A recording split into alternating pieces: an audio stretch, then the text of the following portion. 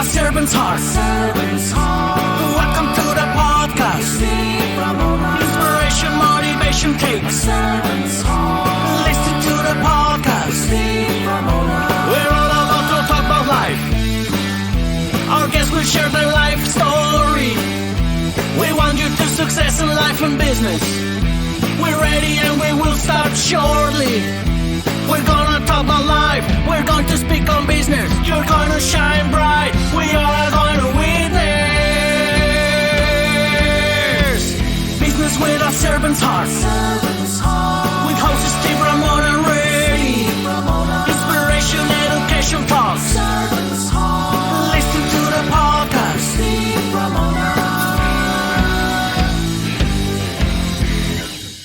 One. Welcome, everyone, to Doing Business with a Servant's Heart podcast. I'm your host, Steve Ramona. I'm thrilled to have you join us today. This podcast is dedicated to exploring the idea of doing business and living life with a purpose, serving others. And yes, down the road, you're going to achieve success. We were just talking about this in the pre-show, and we're going to learn a lot about this. We believe that when you approach your work and your lives with a servant's heart, you can truly make a difference. And we created this show because we want everyone to be motivated, inspired, and educated to make an impact in your world. And the key word there is your. Change your world. When we all do that, the whole world will be a better place. Hey, whether you're an entrepreneur, a community leader, or simply someone looking to bring more purpose into your daily life, this podcast is here to support and uplift you. So let's dive in. I want to thank today's episode is brought to you by our amazing sponsor, Pantheon Alliance. Picture yourself joining an elite community of thriving business owners from a variety of industries, all working together to create a powerful referral marketplace. It's an incredible opportunity to expand your network and elevate your business to new heights. Now, I talk about impact in my monologue, and serving heart is impacted. And talking to my guest before the show, this guy blows impact out of the water. He truly is doing that. Hey, Frank, welcome to the show. Thank you for having me, Steve. Grateful to be here. This is going to be kind of a tough question, but I know you can answer it. What impact have you done in the last 10 years that you're so proud of? Impact over the last 10 years that I'm so proud of. My journey has been a crazy one. I've been all over the map. I've been in 6 different industries in my business. Wow. And the last 4 years, I quit my business in December of 2020, right in the heart of the pandemic. And I walked away. I walked away from earning more money I'd ever earned in my life. I walked away from conversations of getting into ownership. I walked away from all of it because I was unfulfilled and I wasn't living the life that my spirit, God within me, told me I should be going out and doing. I was told I should be making a bigger impact in this world, and I did. I burned the boats, burned the ship, so to speak. And I went out and I started a coaching, customer experience coaching businesses, working with companies exclusively in the mechanical trades. So this is like HVAC companies, construction companies, plumbers, pipe fitters, electricians, and I help them and bring the people side into the business, the actual service. The heart of everything is service, and it's an industry, as most of your listeners and you have probably learned, through the construction, and you don't think about customer service. You don't think about, people going out of their way to serve with excellence, right? So I was in that industry. I loved the people of the industry, but I didn't love talking about the product, which was the technical side. So I left it and I said, I'm going to make an impact in this business, in this world. And that's what I've been doing ever since. We've changed businesses, we've changed cultures, we've had things permeate into people's personal lives. It's changed the dynamic of people's relationships at home. And to me, it's just like that's what makes me feel like I'm doing something, doing it right, and I'm impacting people. Yeah, and it's interesting that my dad was a contractor for 40 years. So Okay. I know the industry. So you're right. he was really good because he was customer centric, but a lot of them aren't. They come and do the job, walk out, and sturdy or whatever happens. So I'm very experienced. I'm excited because we're going to talk after the show. There's some things I got for you. Oh, But perfect. what's interesting is you gave up a lot of money. Don't even tell, but you gave up money where a lot of people are listening, like, I don't know if I could do that to make an impact. Are you successful today? Yeah, today, I mean, like I've probably tripled what I was earning before, but like then that was a huge jump. And I went 7 months. I didn't just leave and start like killing it, like I went 7 months without earning a dime. And I was this close to going back into the industry because my wife is like, hey, Yeah. it's getting a little tight around here. Let's A little dicey. Yeah. Yeah. Well, and I appreciate you saying that because the audience, I want you to hear that. One, you can make changes, but it's not always about the money. The impact has tripled your income, which is, again, a side note, but still, it's not your homeless. Because a lot of people go, I serve. I don't know if I can serve. I need money. You can't. Trust me. This is proof right here. Frank's successful and amazing. What I love, your coaching name is Serve-Centric. How did you come up with it? And what a great fit for this podcast. Thank you. I came up with it because service, I look at service it is the heart, it's the core, it's the center of everything that we do. It's people who outserve win. I think Martin Luther King said, you don't have to be talented to serve. Anybody can do it. Anybody can elevate their service game, right? It just takes the the will to want to serve. And to me, I graduated second to last in my class. I wasn't like, I was academically ineligible in college for wrestling and in high school. Like I wasn't interested in school. It wasn't that I didn't do well because I didn't apply myself, but I just wasn't interested in the subjects. But once I got into the business world, and once I realized that I can make a huge impact in other people's lives, putting their needs first, and as a byproduct, I'm always going to be successful. And that's kind of just been my the secret sauce. Just go out there, take care of people, really understand who they are, build a relationship with them, know them on a personal human being level, figure out what they're after, help them get it. And, if the core values are aligned, those are the right people. If you enjoy working with them, they're the right people. And as a byproduct, you're always going to be successful. So that's kind of my profile and how I've done it. Yeah. And customer service has to flow through the whole company. Can't just be the executives, the director, can't be just the phone, the admin answering the phone, right? That has to be a culture a part of this as well. Oh yeah, customer service is not a department. It's every single person is either serving the customer or serving someone who is serving the customer, right? So, and they all play that super important role. I heard customer service guru Shep Hyken talk about. He said, the person who works in the baggage claim at the airport. He's like, that person gets the brunt of everything. No one ever walks into the baggage claim department and says, I think you're doing a great job. Like that doesn't happen, right? People walk in and say, you lost my luggage. And that person didn't lose the luggage, but all the people who serve that person did. They're the ones. So everyone is in the customer service department, 100%. Fantastic, because I was just a baggage claim, and 2 weeks ago in Denver, I couldn't find my luggage. I didn't do that, but I'm actually thinking of writing a book. Customers need to be better service people, meaning don't come in and start yelling at the person that's not responsible.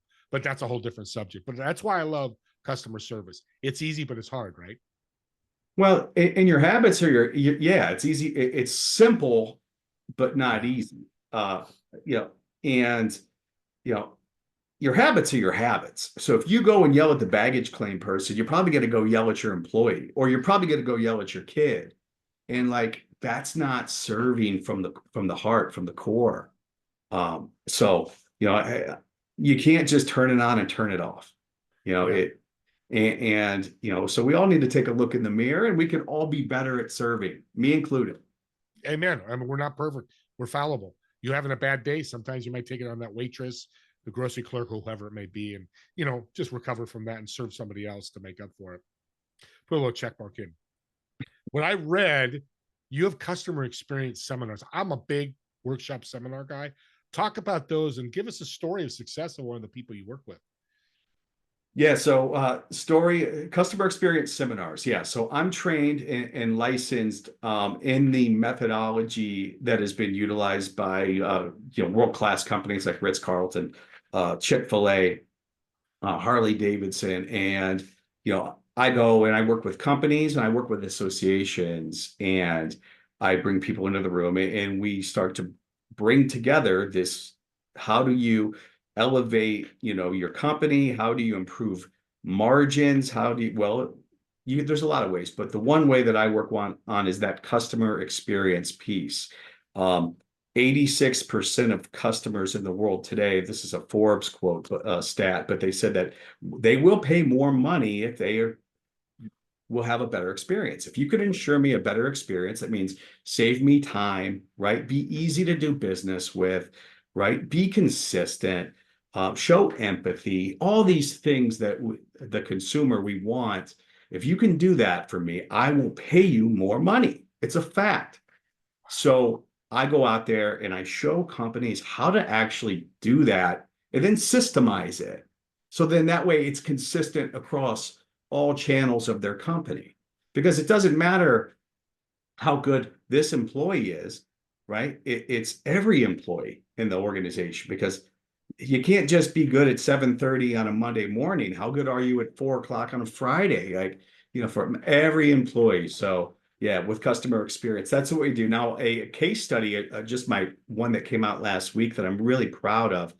World-class customer experience doesn't happen until it happens internally first. So you got to have a great employee experience for the employees then to go deliver that experience to the customer, right? So here's the case study. A mechanical contractor here in Cleveland, Ohio that we worked with, we increased their employee satisfaction working for the company from satisfied to extremely satisfied 136% in 1 year. So by having your employees extremely satisfied, you got a group of Navy SEALs that can go out there and run circles around the competition.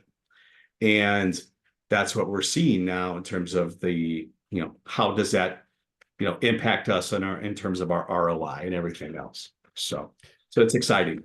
And I love what you do because you have the experience. Because I know I've talked to companies like, okay, you tell me customer service is important. How do I do it? That's where you come in.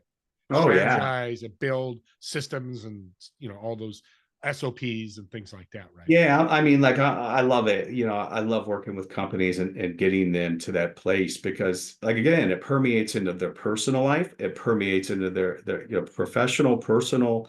It helps them in their community. It makes us better people. Customer experience. If we can give a better experience to people, as a result, we win too, right? Because I love the quote, "Givers gain," right?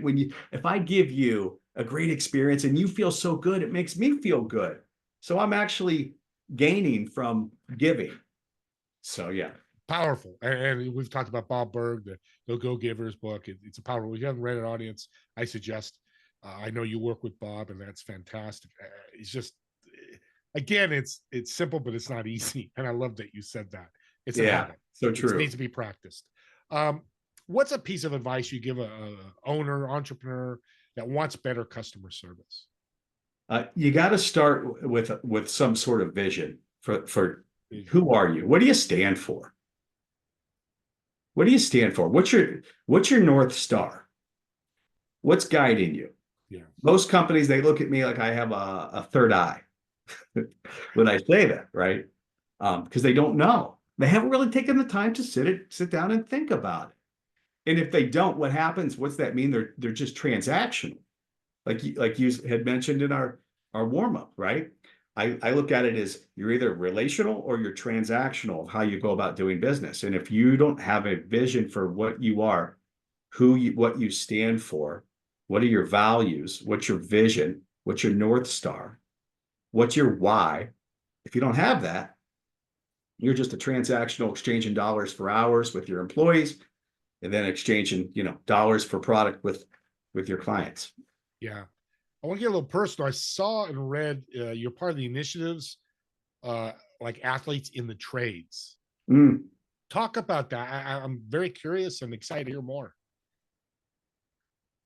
Through my last year, I was very fortunate to be a graduate. I'm in Ohio, and I was fortunate enough to be in Ohio's premier leadership training. It was called Leadership Ohio, and we had to create an impact project for the state. And what we're seeing across the United States today, we have 75% of our workforce is retiring in the next 7 to 10 years. So 75% of the trades, these are the people. Do you like clean water, drinking water? Absolutely. Do we like clean air? Well, absolutely. The HVAC equipment, it cleans our air, it ventilates our air, it conditions our air, it heats and cools, right? These are, electricians, right? All this, it runs on electricity. These are life essentials. And the folks that work in that industry, we're going to lose 75% of them in the next 7 to 10 years. So I was walking into contractors and asking them, Steve, I said, what's your biggest challenge, right? What are you up against? What are you really feeling? And it's, we can't find people. We need more people. We need people. We could take on all this work, but we just don't have people. And I said, okay, what can we do? How can I make this? What could I do to help our industry? Now, being a former athlete and former wrestler, when I worked in the trades, working for the contractor, I realized that former military and former athletes were typically successful in the trades because they had worked hard, they'd had some discipline, right? They had to work amongst a team before, they had transferable skills, let's call them, that would make them successful. But what I also realized is the schools out there today are not bringing awareness of all the huge opportunities that are in the trades. So we created the Athletes in Trades movement, and it was to bring awareness and the opportunity to the young folks out there in the trades, because we have to have them. And if you want to be an entrepreneur, if your goal is to say, oh, what's the fastest way to be a millionaire today? I would say you go into the trades, you learn the trade, you start your own business, you're an entrepreneur. And it's the easiest path, because these are essential jobs to our existence, to our quality of life. We got to have them. And the kids just don't know about them. I mean, my high school never told me about trades. Why? Because my guidance counselor was a college graduate. They don't want to direct you to the trades. It affects their scores of college placement and their graduation rates. So that's the movement. That's what we're doing. And we're out there bringing awareness to opportunity. An audience, I'm going to speak to you. That's what a Servant Hearts does. Exactly. There's a problem somewhere. How can we find to fix it? You're not making millions doing that. You're making millions in God's currency. That's what I call it. When you knock on that door of heaven, he's going to go, hey, you did all. And legacy is important. And that's not an ego. It's what's your legacy you leave. I'm so excited for you. And I want to learn more, and hopefully down the road I can help, because I'm a big athlete guy. I played athletes as well. And I agree with you, military. I talked to a lot of military guys. They are, if I had a company right now, you're right. If I had a trade, half my employees would be military, ex-military. Absolutely. And you let them go do a roof. They're going to get it done. They don't want to be taught to. They want to be left alone. It's a perfect job for them, for a lot of them, especially dealing with some of the issues they deal with. You got me so excited. But who inspires you? Because you're amazing. Who inspires you, to get doing all this great stuff? I mean, my Lord and Savior, Jesus Christ, number one, right? God inspires me, and I'm just trying to be a better version of myself every day. And Bob Berg inspires me.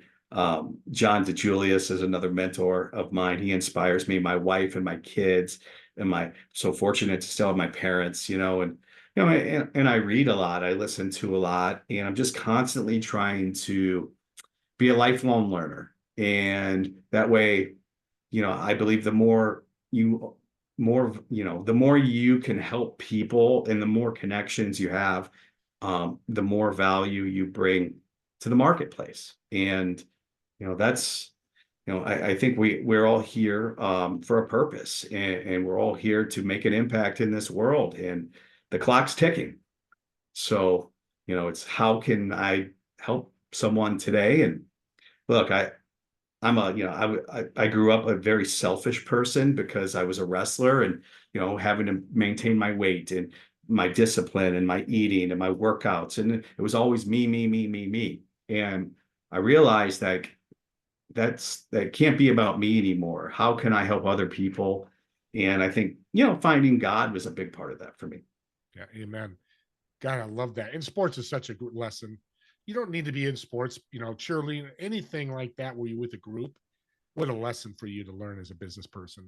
I learned so much football and baseball and, all that's fantastic. We're getting to the end here, but I want to dive deep into Frank. You ready? Sure.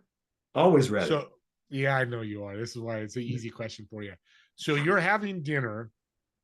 Who would be dead or alive, and why? Having dinner, who would be dead or alive? Who would you want at that table? Wow, that's a great question. So I'm going to put at that table Zig Ziglar. Zig Ziglar. I would like to have Elvis Presley. I would like to have, and obviously, I mean, Jesus. I mean, that'd be amazing. But so cool. I would say those three. I could keep going, but you're probably going to ask me. We got a 4-seat table. We just got a 4-seat reservation, so that's good. Now, why some of those Zig and Jesus and these people? So Zig Ziglar, I can relate to his story, and I started with nothing, and he started with nothing.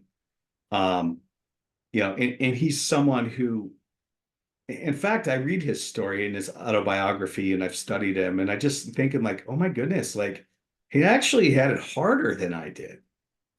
So, if he can do this, I can do this. So for me, just connecting with him and his, I think also I'm very, his relationship with his wife just was so special. And for me, I think I'd be interested in learning more, just marriage advice, from Zig, because he just seemed to have a great marriage. They supported his wife, and she supported him, and they were just, and my wife, I love my wife. She supports me too, but I think we can always improve. Right. So Jesus would be just learning about, like more of, breaking free of, the way we're wired at birth. Right. Because we're all wired a certain way. We're influenced by the people that were early in our lives. And then with Elvis, I would look at it as just, how could I be more unique in a way that allows me to differentiate what I do every single day? Yeah, he definitely does that. That's for sure. That's a heck of a lineup. I'd like to be at that dinner table. And a real quick question: what kind of food would it be? What kind of food would it be? Oh man, that's a great. I think we would have to start off. We'd have to have some sort of seafood. I just feel that seafood would be, I don't know. I just feel it would be the best. And then we would have, a nice 5-course meal, let's say, and have some good coffee at the end. And and just one of those where you just, you walk away feeling like, wow, that was one of the greatest dinners I've ever had. And it probably would be. Yeah, you could probably just have water. It'd be a great meal. Yeah, right. But You gotta always have to eat. Even Jesus needed to break bread. So that's pretty cool. Hey, Frank, I want to thank you so much. You've educated, motivated, inspired my audience. I appreciate you taking the time to be on. Oh, my pleasure. Thanks for having me, Steve. You bet. Don't forget about my TV show, Together We Serve. It's every Friday at 2 p.m. Pacific, 5 p.m. Eastern. Learn about how, again, a servant's heart as a community. Together we can do that. And as always, leave comments on YouTube if you see this on YouTube or on the podcast. If you want to reach out to Frank, how can they find you, Frank?